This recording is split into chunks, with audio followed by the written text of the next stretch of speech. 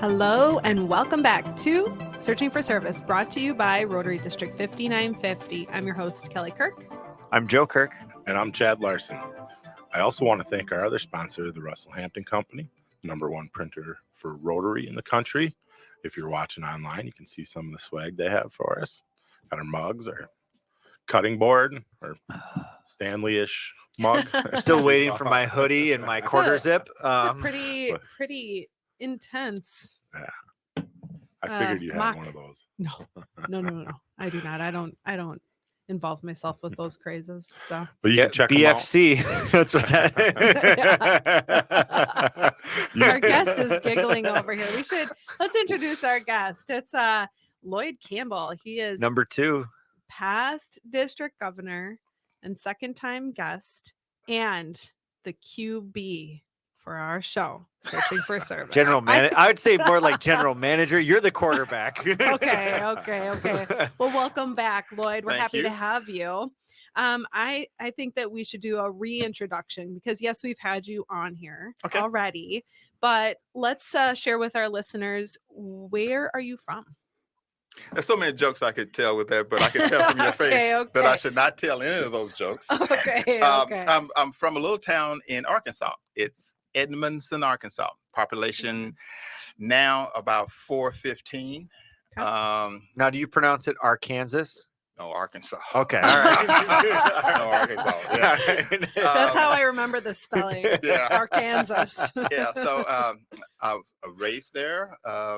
But when I turned 18, I got the heck out. Sure. And every once in a while, I'll go back to visit.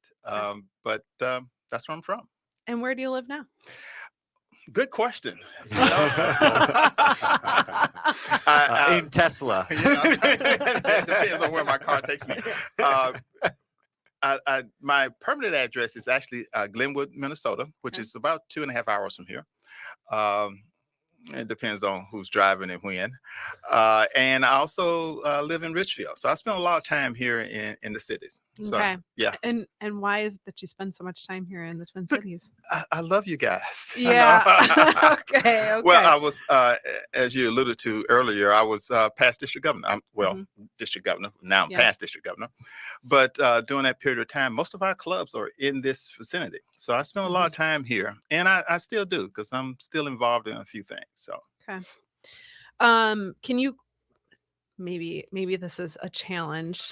Maybe this is going to be a challenge, but can you give a brief, nutshell version of how you get to be in that district governor role? The first thing you have to do is join Rotary. Mm-hmm. Okay. Check. After you join Rotary, you spend a year or so trying to learn about what Rotary is all about. And we have a variety of training programs, and we have the Learning Center, which you can do online. Mm-hmm. And at some point in time, you make a decision saying, I want to make an impact. I want to make some type of statement about where Rotary is going and how I can help make it get to that point. Okay. So probably a year or so after joining Rotary, I said I wanted to be district governor. So Wow. I spent a lot of time going to every meeting I could get my hands onto. Unfortunately, I didn't know I didn't supposed to go to some of those meetings, but I showed up anyway. Gotcha. Well, did they boot you out? No, they didn't. They did not. Surprisingly, Okay. Every once in a while they looked at me strangely. Yeah, you got the Minnesota nice, so glad you're here, Lloyd. Absolutely. What are you doing here? Absolutely. And then one day after the end of a meeting, the then district governor, she was district governor, Irene Kelly. I'm not sure if she was district governor or was going to be district governor. Walked up to me and said, "Would you like to be district membership chair?" And unfortunately, I have this habit of saying, "Yeah, I'll do it." All right. And I did. So that started that chain of getting deeply involved in Rotary, from the club level to the president to the district level, and now I'm involved in some things on the zone level. Okay. Very cool. When did you decide to commit to Rotary? When was that? What? My commitment to Rotary actually occurred That's an interesting question. I'm thinking about certain incidents that happened. When did you let Rotary into your heart? When did I fall in love with Rotary? I hate to tell you, it's a love-hate relationship. Okay, to be honest Much with like my love-hate relationship for my husband right now that's giggling at me. Yes. Yeah. I noticed he to. moved back from you a little bit, so he knows that wow, okay, what that means. Rotary is an organization that's in transition. And for me, that's the thing that excites me about Rotary, because you know that it's in transition because it knows it needs to change, but it's having a little bit of a struggle doing that. So you have to, and then I look at myself and say, oh, I love to get into that fight. I love to get involved in that. So that's when you ask me, when did that happen? There have been certain instances that I wake up in the morning and say, I'm through with this. I've had enough. I fought the good fight. Yes. It's time for me to move on to do something else. And then there were times you said, wow, that was great. We helped kids in Glenwood, or we helped kids in Uganda, or we made a difference. And then you sit back and say, oh, okay. Well, it sounds like the good has outweighed the it has so good so far. Okay, so far. Okay. That's funny. So far. You never know what the next day will bring you. So it's fascinating though that after a year you already knew like that was what you wanted to do. You aspired for it. Well, and here you are. Well, and I think all of us at this table probably have a little bit of an A-type personality. No, sure. No, absolutely not. Maybe a little bit. So. We're doing a podcast, or a show, so. So it's sometimes it's hard for us to sit around and do nothing, and especially when you see things in the world that's going on, and you feel like, oh, I can make an impact there. I can make a difference. Or why didn't they do that? Why didn't they think of that? Yeah. It's hard for me to sit at home and do nothing. I mean, when I first moved to Glenwood, one of the things that I did was I started raising bees. Now, for a person who you're hates not to be joking. Seen, no, I'm not joking. You're not joking. I'm joking. How did you not know that? You didn't know that? Okay. So listen to the first episode. So you do you like harvest your own honey and stuff then too? Is that how that is like that the way you? Yeah. Well, the reason I raise bees is not for the honey. It's just because bees are endangered. So I started raising bees, and I'm one of those persons that hate to be stung, and so I said, "Oh, this should be fun." So I took a course. I took a course at the University of Minnesota. I told my wife that, "Hey, I'm going to raise some bees." She looked at me and said, "Oh yeah, sure. Yeah, okay. Don't worry about it." And then I went and picked up the bees, and she said, "Oh, I can't say what she said on podcast, but she used certain certain 4-letter words that indicated that she was shocked and surprised, and and it was my hobby, not hers." Yeah. So, but she eventually got involved, and what I mean involved is that she started raising bee-friendly plants. So when you go to our house, well, last year was a difficult year because I wasn't at home. You see these bee-friendly plants and beehives all around. So I just placed my order. Unfortunately, my bees died last year. Oh, I'm not going to blame it on Rotary because I wasn't around. But your wife was out there with the raid. I didn't think about that. Thank you for mentioning that. Oh my goodness, you're right. I've noticed all these things around the house. You know what? The little bit that I know about your wife, though, she's probably too darn busy to even think about it. Sorry. I said it. I said it. She's like, I don't. I have to introduce you to the other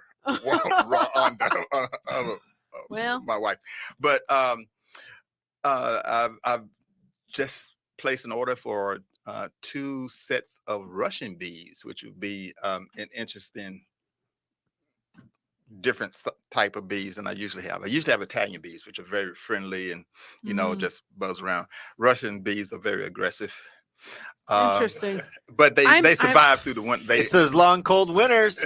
But they survive through the winter better than the Italian bees. So and they produce about the same amount of honey.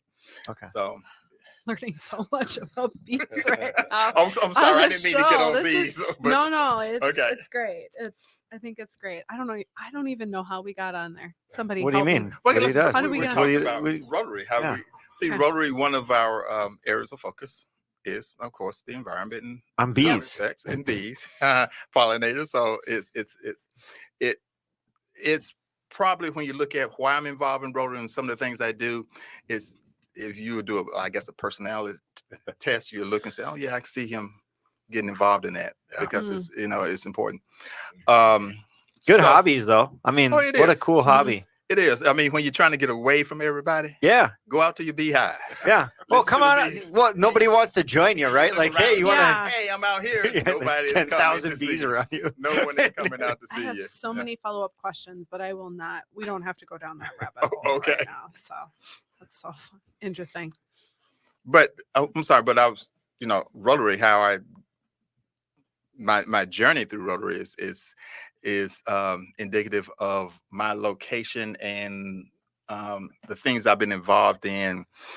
Whoa, I guess since Rhonda and I've been married, we've lived around the world, and I've always been involved in certain things. And it's interesting that when I returned back to the States, I was on the board of several organizations in different cities.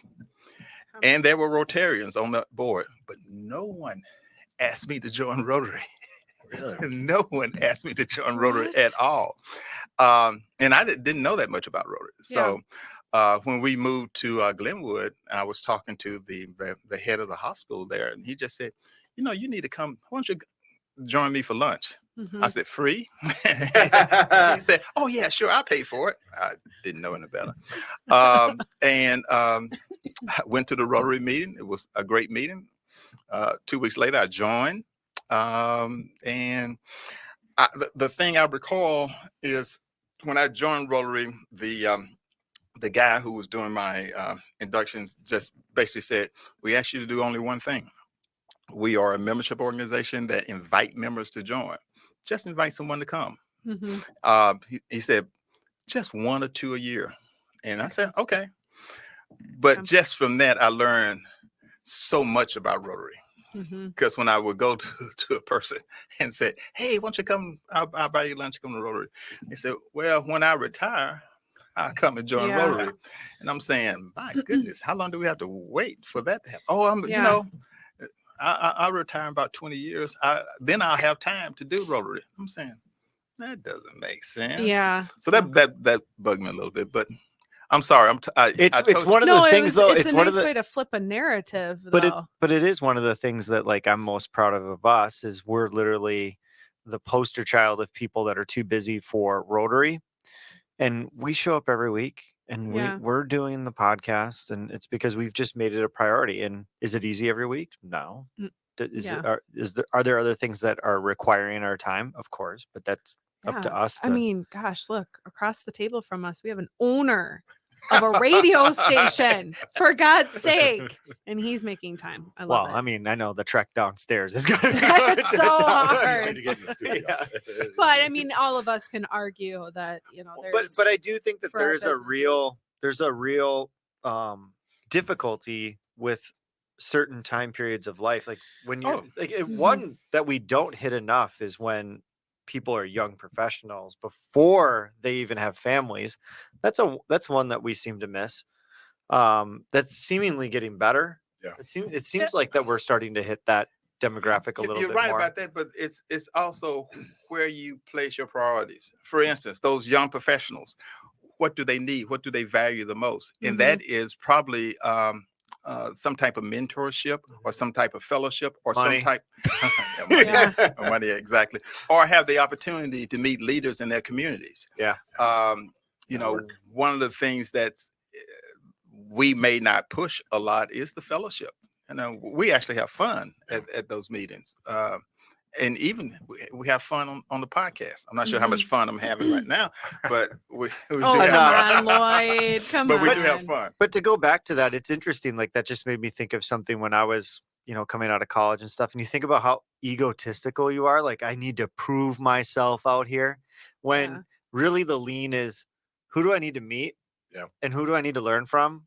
And like Yeah. that is the more valuable thing. I'm like, gosh, I could have saved myself so much time and energy if I would have just not thought I had to do everything myself. Absolutely. When you think about how most people get jobs, it may not be through those job sites. It might be, I know someone that works for you and I'll vouch for you and come on in, let's talk. Yeah. And you get a job. Oh, you don't have any experience in this, but we'll hire you. Yeah. But you have the like prerequisites of something of that person that you would want. I mean, because anything would be taught, right? Like, so it's interesting. It is, but then the other side of the same conversation is, it makes sense that people that are retired or their kids are out of the house, that Rotary is a natural fit because they've got that vacuum that was created, right?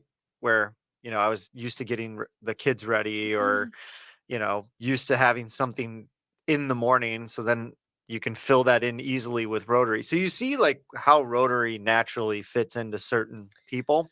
Yeah. But I think that's also part of a misconception. Yeah. I mean, Paul Harris was 36 when he started this organization. Rotary started, the core of Rotary was in their 30s and 40s when it started. Right now, if you look at our age, average age, it's a little bit beyond retirement age. Yeah. So that's putting it as nicely as possible. So for Paul Harris, it was more like, hey, I want to hang around some friends. Fellowship is important, and building a business, because they use Rotary to build their businesses too. But then what happened, times changed. We got a little older. And that core group who started at 36 became 46, 56, 66. Yeah. And they invited their friends who were 66. And but Rotary realizes that we need to have younger members in our organization and do things that attract young members. I mean, it's coming around. It is definitely coming around, because you see we see it like in the faith-based things of the need for young people to have collaborative opportunities as well as mentorship. I mean, there's just a huge vacuum of that in the younger generation, and it highlights the need for organizations like Rotary. And then I feel like Rotary is positioning themselves to do well when these people grow up and wake up and realize that it's not within themselves. It's but the question becomes, how do you do it? When you look at how we market ourselves in the past, I was watching a television show.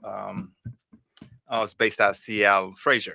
Yeah. Okay, you remember his grandfather? Oh, I'm sorry, his father was on there. So I'm watching the show, and the guy said, and some woman was coming in, and he didn't want to be seen by this woman or something. So Frasier walks in. She said, "I'm sorry, Dad is at a Rotary meeting right now." So I'm saying, Dad's at a Rotary meeting. What about you two? You're younger, but but there's this perception that Rotary is something that happens at a certain age.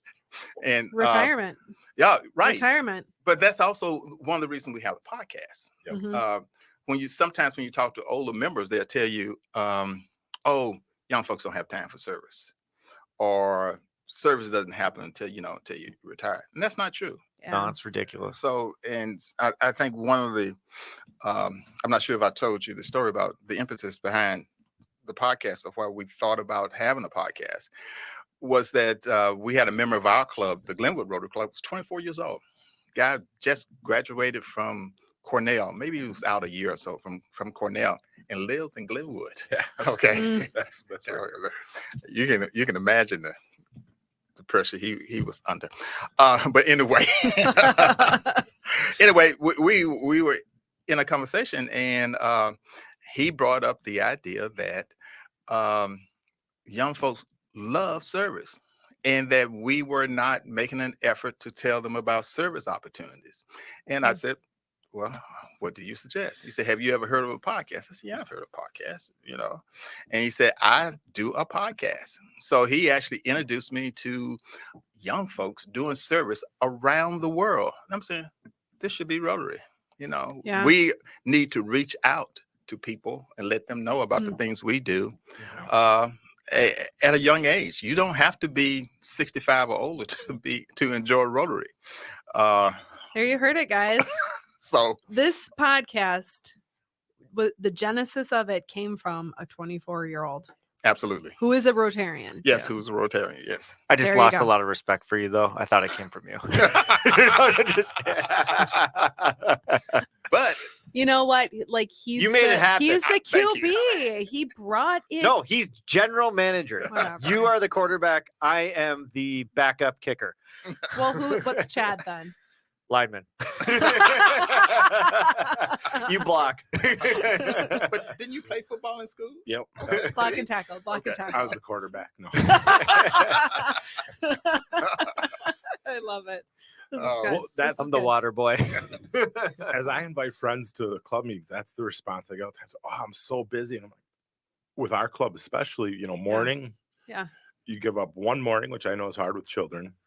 But you're done. You're at the office by 9:00. Yeah. Yeah. And that's a hump I am struggling to get people to accept that. It's on top of it. I've told you guys this on the show. I walk out of there every week energized because we have great speakers too. Yes. It's great to connect with everybody, but you have good speakers that it doesn't seem like a burden ever. It's not like, oh, I got to get to this. I want to be there. And I probably wouldn't have known that had I not gone for the first time, but I struggle because I hear the same thing from friends in the area that are close. I'm like, oh, you can do it. And I promise you'll see it. And you don't have to jump right in and do every service project. And I think that's also because we lead with service, you hear people talk. I don't have time, to do all. Well, there's a lot of projects, a lot of opportunities. Yeah. There's opportunities you guys have talked about bringing your children into service projects. So it's a great opportunity to, present those lessons for your children too. You can't make people want to do it. They got to want to do it. It's just, that's the key is when people flip that script and they want to do it. They got to be able to find it. They got to be able to access it, be welcome, be invited. One of the things, and, I don't mind talking openly about our club. One of the things. Now, what club is that? Let me write that down. Edina Morningside. Okay. Recently we've been having trouble placing our exchange student, and literally there was an email like, this is going to be like our last year hosting exchange. I'm like, this is ridiculous. Yeah. I'm looking at our house and I'm like, how do we build onto this thing to house somebody? Like, that was my first thought, was like, how do we house them? Yeah. And I'm like, I can't house them. And it's just we legitimately, but it was, that's good. And maybe that was the whole idea of the rhetoric of the email, but the thought of us not stepping up in the future, I'm like, well, we've got to flip the script. Did you say that they did find? Yep. All right. Wonderful. Lloyd, thank you very much for stepping up. He was like, wait, what? You sort of bring up a couple of interesting facts here.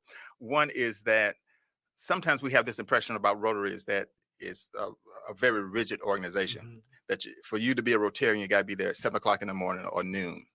Rotary has changed so much in that you don't even have to come to meetings.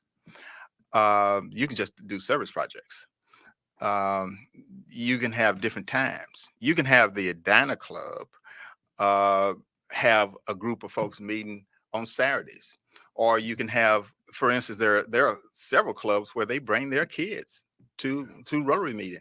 One of the things that actually got me into service was at a young age, my father made me work with the Heart Association in a little town in Evanston, Arkansas. And I got the service bug. So, you have to realize service doesn't happen when you retire. It's something that's generated in you, that particular individual, at a very early age. And we just have to be able to harness that some kind of way. Well, there's another good thing that came up at our orientation meeting yesterday is Brad, who's retiring in the next 3 weeks, said he can't imagine if he hadn't joined 7 years ago, because now that he's into retirement, he has a group of friends and it's not as if he's starting fresh when he retires. And I hadn't thought about it that way before. Wow. Oh my gosh. He was really excited that, because I don't know what retirement would look like. Yeah. And now I know. And That's interesting. the interesting thing too is we have friends all around the world too. Just by saying you're a Rotarian, you can go to Argentina and say I'm a Rotarian, and someone put you up in their house. You know, we're just that type of organization. Economical travel. Yeah, for sure. Know anybody? And where have you? So you've traveled a lot for it. Where's been your favorite place that you did a service project or visited through Rotary?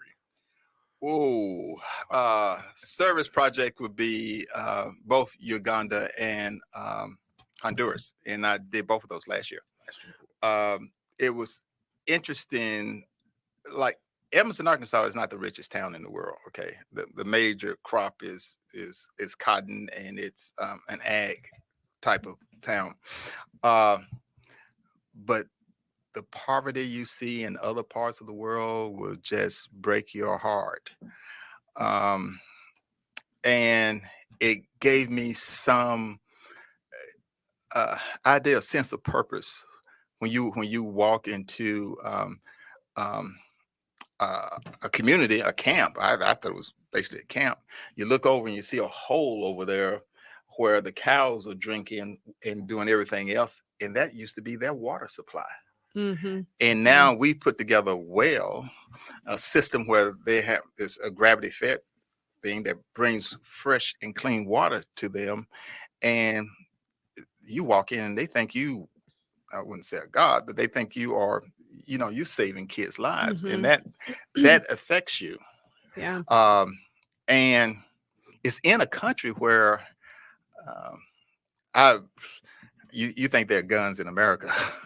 There are guns, people who are teenagers walking around outwardly with AK-47s, and you walk into a 7-Eleven, think you're going to get some candy. This kid walks around and you just say, okay, I'm going to be nice. I'm going to buy what I need to buy and get out of here. And if I speak to him, I'm going to shake my head and get the heck out. And the same in Uganda. It's such a big difference between the have and the have-nots. And it makes you feel good that you're doing something to eradicate or change their lives. So those two countries really affected me. But prior to that, I didn't really travel with Rotary outside the country. Most of my travel was, fun type stuff. Yeah. Go to Spain, go to Paris, and enjoy that. But leisure. Yeah, just easy type stuff. But when you're there, it changes you. Because it's not too often I go places I have to watch where I step. Yeah. I mean, that's I can imagine. Yeah, it's in more ways than one. I can imagine. So well, getting back to the podcast, so we started this 70 episodes ago. Yeah, something like that. 72, 3 episodes. There we go. Yeah. I've stopped keeping track. Yeah, we should number them. But as you started it, you had an idea. Now it's evolved. What are your thoughts on where it started and in the direction that we've gone, and what would you like to see it continue? Can you give us our report card, please? Yeah. To be honest, you guys have been great. This is more than I expected from a podcast. I think you three are fantastic hosts. Every time someone has been on the show and I call them up and say, hey, what did you think of the show? They loved it. They have high remarks. So you guys pay me for saying that, okay? But anyway, let's not talk about pay. We're ready to get paid. Yeah. I saw your expression on your face is like, hey, who's getting paid here? Yeah. So it has exceeded my expectations. When I thought of the show, one of the things I wanted to do was to alert, because podcasts has a certain demographics. My grandmother or mother probably would not be watching or listening to a podcast. Right. But folks in maybe high school, early in their career, and younger, and younger will be watching. Will be watching or listen to a podcast, and will give them the opportunity to learn about Rotary and learn about service opportunities. So that was the initial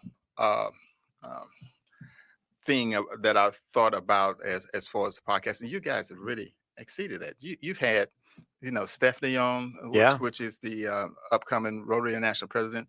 You've had leaders in the international Rotary and local Rotary. You've had World Vision. Yeah, World Vision. Oh my goodness, the things they've been doing in the world. So you've let the community know, and it's still out there posted about service opportunities and organizations that's willing to help you do something for service. So when I look at what can you do in the future? Here we go. Here's the ask. Okay, see, you shouldn't have brought it up. One of the things that Rotary is having some issues with is membership. How do we increase our membership? Mm-hmm. And the question becomes, how can the podcast affect membership? One, of course, talking about our things and letting people be aware and having them join Rotary. The other one is when you think of a Rotary Club now versus then, a Rotary Club now only requires you to do a service project. Some Rotary Clubs don't even require you to meet. There is a minimum requirement of a number of people, 6 for a satellite club, 20 for a regular club. And I forgot what it is for a Rotary Club, somewhere between 15 and 20. Mm-hmm. You can be a catalyst to help start Rotary clubs in different areas, simply because they are seeing the new Rotary here. Yeah. And what we have to do is collect the data and provide them the opportunity to do service, around the world. So that's a big challenge, and that's a big ask. But don't look at him. I actually looked over him because I thought I saw him looking at me. Oh, okay. Corner, so I was like, "What are you looking at me for?" No, he's probably saying, "I told you not to ask that question on that piece of paper, and you asked it anyway." No. But I think the continued growth of our podcast, your podcast, because all I do is just hold a meeting once a week, is how is basically how we provide a value to Rotary. Mm-hmm. One of the value propositions now is we can show that we are growing Rotary. Your life will be easy then when they see that just this podcast is helping develop clubs, bringing new people in, and we can track that. Yeah. Basically, you probably need to just stand out of the way because sponsorships and everything else will fall into place. So, but like I said, it is a big ask. Yeah. But I wonder. One of the things that I think about is people that have been on the show that connect to other people that are on the show, or somebody hears of them, and like the kind of that collateral impact down the line. The other one that I'm always shocked of is just the educational value of this show. Yeah. I look at the three of us, and we're, relatively early in our Rotary careers. Chad pretty much joined along with it. Chad is the true green Rotarian right now. But my point is that through the show, the experiences that you've had and the people that you've met, and understanding the dynamics, the systems, the opportunities, what we do, like what Rotary does, that knowledge is gap. really, really useful. And it's been fun to be able to be thinking through this as a learning tool. Yeah. It's fun watching you three, because I know all of you were sort of relatively new. And I didn't know anything about that. And past the club, I was like, and I think your exposure to Rotary at so many different levels is, changed your view of what Rotary is all about. Yeah. And for me, how that happened was that I used to go to my club in Glenwood, and 15 miles down the road, there was another club, which was the Alexandra's Club. I walked in there, and they were singing. We didn't sing in our club, and I'm similar to saying, what the heck is going on here? They passed out songbooks. And I visited another club in Wilbur, totally different club. Then I visited clubs here in the city. All of them were different. But it made me feel good because I shouldn't say that about Glenwood, but it opened my eyes that Rotary was more than just my club. Yeah. Because I would sit in the Glenwood club meeting, and we would have a speaker that would talk. We'll spend 30 minutes to an hour talking about how they change asphalt into gravel. And I'm sitting in the back of the room saying, what the heck am I doing here? You know, the food was just so, but asphalt to gravel, that's not helping me a bit at all. So it was important that I got out and saw what Rotary was all about. And then I went to some zone events, and that really opened my eyes to a lot of things. So now, when you say zone, can you, for our listeners, just give a quick definition of zone is, I guess it's that level above district. Okay. It's for us, it's part of Canada down to Central America. Wow. In the middle of the US. So that's basically what our zone is. It's quite a few clubs and quite a few members. Yeah. With different views of what a successful Rotarian is, and all those things. So you're doing stuff with the zone. Do you have an official role title? Let me TBD. Assistant. No, it's Rotary coordinator. Assistant Rotary coordinator. I'm past district governor, which means that I'm through with that. I'm currently assistant Rotary coordinator. Okay. So what that means is that I work with 3 districts on membership, things they can do to improve their membership. Okay. I was the chair of North Central President-elect Training Seminar, which is something we give once a year. And this is the first year that we've been back, I think 3 years in person. Okay. And it was at the Vikings Training Center. Everybody had a good time. I'm sure. Heard you emceed. It was amazing. Yeah, I was there. And what else am I doing? Oh, that's probably good enough. Yeah, that's some of the stuff that I'm doing. Yeah. It sounds like you've got a plate full, but all worth it. You know, it's interesting. Like I'm trying to connect a few of these episodes that we've had and recently, and some of these clubs that have these big events like concert series, galas, that really, they seem to be the healthy clubs in terms of membership numbers and just overall kind of impact in their community. And so as Rotary is beginning to transform, we talked off air, we're like, why isn't everybody going to their city for their comprehensive plan and going, is there something as a Rotary club that we can take on? I really loved that. That was the St. Cloud, right? Yeah. Yep. That they went to the city and went, how can we partner and help you? And then they just did it, and look at what it turned into. Summertime by George. So I keep turning to how do you plug people in, and how do you create events and situations where people can plug in without the full plug-in of membership and a club meeting, and that's so formal, right? And our generation is about kind of this fluidity of being able to kind of come and go, and I just want to do a service project, or I want to just come every other meeting. And is that kind of the silver bullet, is for all these organizations and all these clubs to really sponsor one of those big community event, outreach event? Yes and no. And I know I said that a couple of times. It depends. For me, it depends on that club's ability to listen. Because when you sit back and if you ever have to go back and say, why this club failed, you look back and you say, that guy actually said you should change your meeting times. That person actually said we should do this type of event.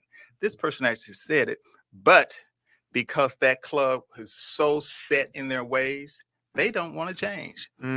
This is, I'm sure you've heard this. This is what we've done before. So we're not going to change. It's not going to, and it's a rock and a hard place. It's a rock and a hard place. Isn't it? It is. Because it's a simple answer for this. If you listen to what your members are telling you and you do what they tell you, because it's a membership organization, you wouldn't have that problem. When we look at clubs that are successful and clubs that are not successful, one of the first things we notice is that that club that's not successful wasn't willing to adapt, wasn't willing to change, was not willing to listen to their community about things that's going on and what they should be doing. I'm not going to name the community because it's not Glenwood. There was one club that at one point in time was approaching 100 members. They helped form another club, which is currently now in their 60 or 70 members, and they're a growing club. But this club was in a community that the demographics totally changed. It was at one point in time in the 60s an all-white middle-class community. Now the community is so diverse. It's a variety of different folks in that community. Club didn't change. Club now has that club folded. It moved from over 100 to disappearing because, and I can recall actually going to a meeting and a member was sitting over here saying, I can't meet at this time. Would you change the time to XYZ and I'll be here? And they said, no, we can't do that. We've always met at 7:00 and, if you want to be a Rotarian here, you got to do that.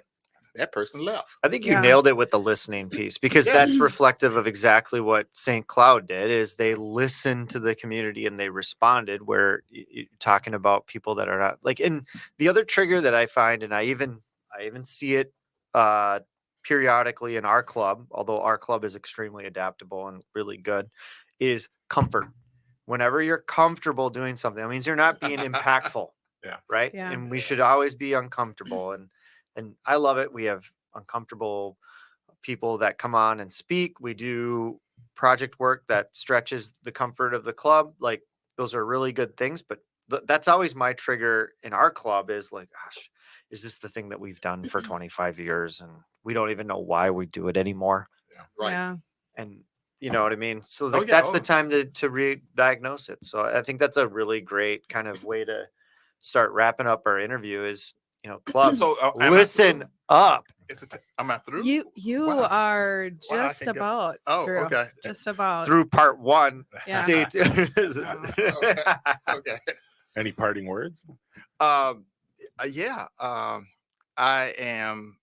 usually don't say this.